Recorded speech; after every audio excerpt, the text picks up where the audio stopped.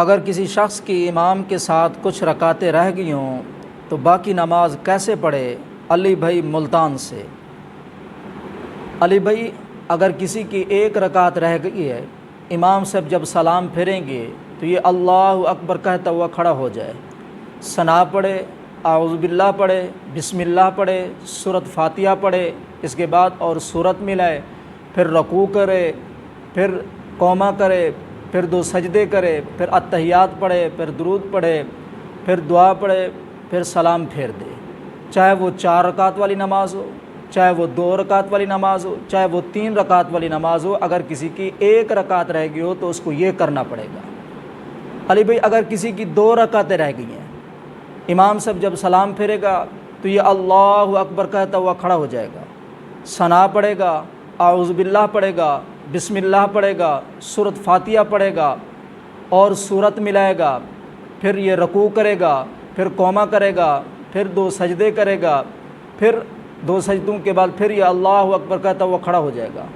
بسم اللہ پڑھے گا، سورۃ فاتحہ پڑھے گا اور سورت ملائے گا، پھر یہ رکوع کرے گا، پھر قومہ، پھر 2 سجدے، پھر اتحیات، پھر درود، پھر دعا، پھر جو ہے یہ سلام پھیر دے گا۔ اسی طرح جو ہے اس کی 2 رکعتیں یہ مکمل ہو جائیں گی۔ علی بھائی، اگر کسی کی 3 رکعتیں رہ گئی ہوں، امام صاحب جب سلام پھیرے گا تو یہ اللہ اکبر کہتا ہوا کھڑا ہو جائے گا، ثنا پڑھے گا، اعوذ باللہ پڑھے گا، بسم اللہ پڑھے گا، سورۃ فاتحہ پڑھے گا اور سورت ملائے گا، پھر رکوع کرے گا، پھر قومہ کرے گا، پھر 2 سجدے کرے گا، پھر اتحیات پڑھے گا، اشہد ان لا الہ الا اللہ و اشہد ان محمدًا عبدہ و رسولہ، پھر اللہ اکبر کہتا ہوا کھڑا ہو جائے گا، بسم اللہ پڑھے گا، سورۃ فاتحہ پڑھے گا اور سورت ملائے گا، کیونکہ یہ آپ کی دوسری رکعت ہے، پھر رکوع کرے گا، پھر قومہ کرے گا، پھر 2 سجدے کرے گا، پھر اللہ اکبر کہتا ہوا کھڑا ہو جائے گا،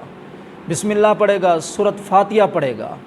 کیونکہ یہ آپ کی تیسری رکعت ہے، پھر رکوع کرے گا، پھر قومہ کرے گا، پھر جو ہے وہ 2 سجدے کرے گا، پھر اتحیات پڑھے گا، پھر درود پڑھے گا، پھر دعا پڑھے گا،